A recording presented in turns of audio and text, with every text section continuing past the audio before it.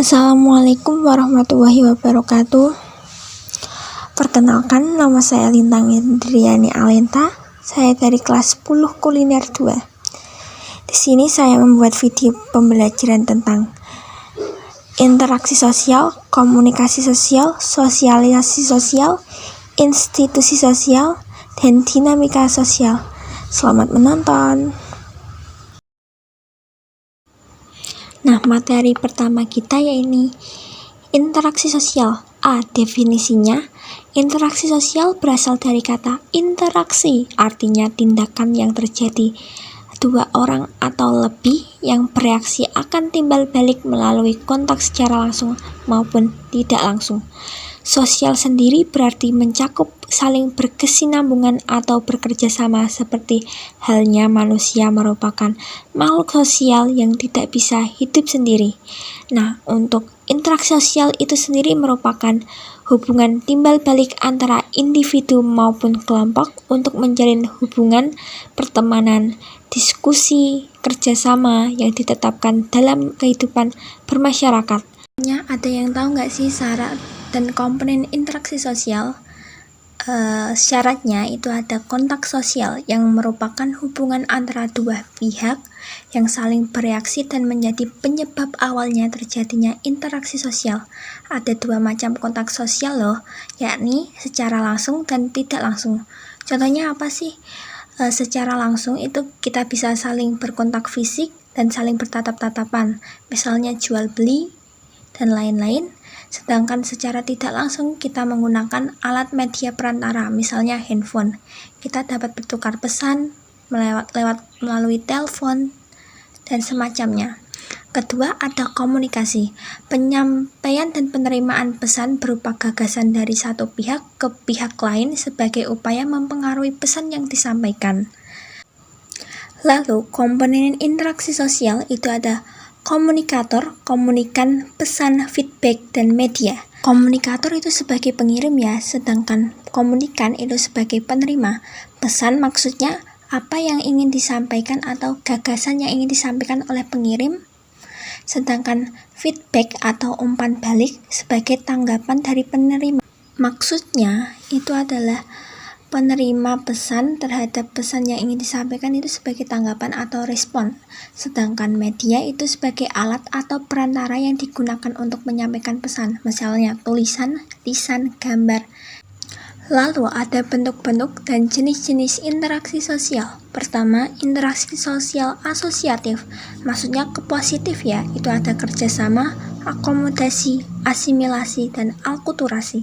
Sedangkan yang negatif, seperti pertentangan lah atau semacamnya, itu interaksi disosiatif. Ada persaingan, kontravensi, pertikaian, dan konflik sosial. Dan jenis-jenisnya ada individu dengan individu, kelompok dengan kelompok, individu dan kelompok. Nah, dalam melakukan proses interaksi sosial itu tentunya ada faktor pendorong yang mendorong seseorang itu untuk melakukan interaksi sosial. Nah, kira-kira apa saja sih faktor pendorong interaksi sosial? Ya, di sini faktor pendorong interaksi sosial itu ada 6. Pertama-tama dimulai dari imitasi, identifikasi, sugesti, dan simpati, empati. Nah, selanjutnya untuk materi yang kedua yaitu komunikasi sosial. Komunikasi sosial adalah proses interaksi penyampaian dan penerimaan pesan berupa gagasan atau ide dari pihak satu ke pihak yang lain, upaya untuk saling mempengaruhi. Nah, untuk menurut para ahli, saya ambil 2 saja. Yang pertama ada yang menyebutkan bahwa komunikasi sosial adalah kemampuan seseorang individu untuk berkomunikasi secara sosial. Yang kedua ada yang menyebutkan sebagai proses mendasari sebuah gejala yang terjadi sebagai konsekuensi simbolisasi masyarakat. Lalu ciri-cirinya hampir sama dengan interaksi sosial, yaitu ada pelakunya lebih dari satu orang, ada komunikasi antara pelaku melalui kontak sosial, mempunyai tujuan yang jelas, dan ada dimensi waktu. Lalu untuk jenis-jenisnya ada dua, secara langsung dan tidak langsung. Secara langsung juga ada dua, yaitu nonverbal, lisan. Nonverbal yaitu metode berkomunikasi dengan orang lain tanpa menggunakan kata-kata, melainkan tindakan, menggunakan bahasa tubuh seperti ekspresi wajah, intonasi suara. Sedangkan lisan yaitu penyampaian pesan atau semacamnya menggunakan bahasa melalui suara. Selanjutnya yaitu tidak langsung. Tidak langsung dapat menggunakan media sebagai perantara agar dapat berkomunikasi atau menyampaikan pesan satu sama lain dengan lancar dan benar.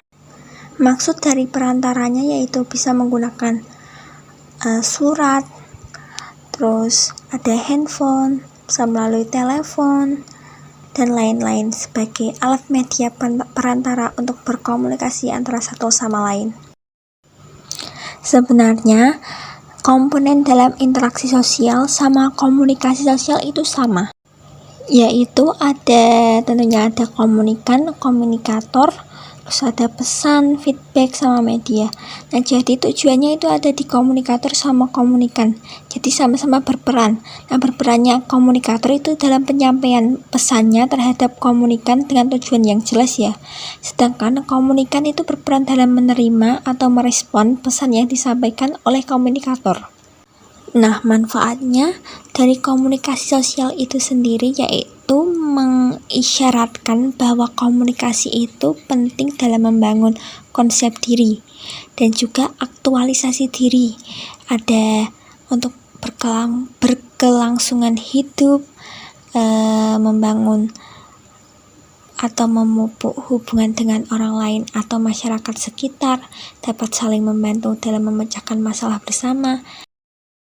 Nah, selanjutnya kita akan ke materi yang ketiga, yaitu tentang sosialisasi sosial, yang merupakan suatu proses penanaman atau pembelajaran tentang kebiasaan nilai-nilai dan aturan dari masyarakat ke individu. Bentuk-bentuk sosialisasi sosial ini ada dua, yaitu primer dan sekunder. Nah, yang primernya itu proses sosialisasi yang paling awal dari seorang individu sebelum masuk ke dalam bagian masyarakat nantinya. Contohnya itu keluarga, karena kepribadian dalam diri seorang anak tersebut, orang tua atau keluarga itu yang berperan, karena nantinya anak akan menanamkan nilai-nilai yang telah diajarkan ke dalam keluarga tersebut. Nah, sedangkan yang sekunder ini setelah primer yang berlangsung di luar lingkungan keluarga. Misalnya ini ada contoh dari lingkungan sekolah, karena sosialisasi ini kelanjutan di mana individu mulai dikenalkan dengan lingkungan yang lebih luas dari keluarga. Di dalam sosialisasi ini tentunya ada tahapnya ada 4. Salah satunya ini ada tahap persiapan. Nah, sejak lahir tentunya manusia itu dipersiapkan untuk tumbuh dan mengenal orang lain ya. Dan dia akan memperoleh proses pemahaman dan meniru apa yang dilakukan oleh lingkungan sekitarnya. Yang kedua itu ada tahap meniru. Pada tahapan ini seorang anak itu akan membentuk pemahaman di lingkungan sekitarnya. Yang ketiga, tahap siap bertindak. Setelah proses meniru tadi, kemudian akan dilanjutkan dengan peningkatan kemampuan berinteraksi di lingkungan bermain. Proses sosialisasi ini terjadi dalam lingkungan bermasyarakat dan di antara teman-teman sebayanya. Dan di proses ini, seorang anak mulai memahami dan menyadari aturan yang berlaku di luar keluarganya. Yang keempat, ada tahap penerimaan norma kolektif. Seseorang semakin dewasa dan ditempatkan di lingkungan yang lebih luas dan besar. Anak yang sudah dewasa akan memahami toleransi, kerjasama, kesadaran, dan peraturan di lingkungan. Di dalam fungsi sosialisasi sosial ini, pertama itu ada sebagai sarana pengenalan, pengakuan, penyesuaian terhadap nilai-nilai dan norma-norma. Kedua itu ada sebagai sarana pelestarian, penyebarluasan nilai-nilai serta norma sosial. Sosialisasi sosial ini tentunya ada tujuan. Tujuannya itu untuk setiap orang dapat hidup dengan baik di tengah-tengah masyarakat. Yang kedua, setiap orang dapat menyesuaikan tingkah laku. Yang ketiga, keutuhan masyarakat dapat terjaga. Yang keempat, ada institusi sosial. Sebelumnya ada yang bingung, lembaga sosial sama institusi sosial itu sama apa berbeda sih? Kalau menurut saya, lembaga sosial itu sebagai organisasinya yang menampung, sedangkan institusi sosialnya sebagai norma yang mengatur sebuah lembaga. Ya, jadi institusi sosial itu norma yang mengatur sebuah lembaga yang sesuai dengan kebutuhan masyarakat. Jadi saling berkaitan erat, tetapi dengan arti yang berbeda ya. Selanjutnya kita akan ke macam-macamnya. Jadi ada keluarga, ekonomi, pendidikan, agama, dan politik. Lalu peran institusinya itu sebagai penyedia pedoman dalam bersikap serta bertingkah laku. Lalu memberikan pedoman kepada masyarakat agar dapat menentukan sikap terbaik kita dalam menghadapi suatu persoalan atau masalah. Selanjutnya ke ciri-ciri. Ciri-cirinya institusi itu memiliki aturan yang jelas. Aturan ini disepakati bersama antara anggota yang lain, dan manfaatnya itu untuk menghimpun pola-pola yang diperlukan untuk mencapai tujuan tertentu. Dan yang terakhir kita ke dinamika sosial, yang merupakan suatu proses perubahan sosial yang terjadi dalam masyarakat dari waktu ke waktu, yang dimana terdapat suatu interaksi yang mendorong agar dapat terbukanya sebuah gerak secara keseluruhan. Ciri-cirinya mencakup memiliki kesamaan motif antar individu dengan individu yang lain, munculnya dampak-dampak sosial interaksi, dan juga adanya penciptaan tatanan maupun kelompok. Yang keempat itu berlandaskan norma. Lanjut kita ke aspek dinamika. Ada sistem sosial, pola umum, tingkat perhitungan dan keseimbangan yang jelas tentunya. Lalu tuntutan terhadap proses terjadinya perubahan. Masuk ke contohnya, ada dua, yaitu perubahan jumlah penduduk dan segregasi sosial. Ketujuan tentunya untuk meningkatkan proses interaksi antar individu sehingga dapat menimbulkan rasa saling percaya, saling menghargai antara satu sama lain. Faktornya itu adanya konflik antara anggota kelompok, perbedaan paham atau pendapat, berubahnya struktur kelompok, perubahan situasi sosial, dan lain-lain. Dan tak lupa juga ada dampak dari dinamika. Ada positif dan negatif. Positifnya itu komunikasi informasi menjadi lebih cepat dan mudah. Pendidikan merata, pembangunan juga terjamin.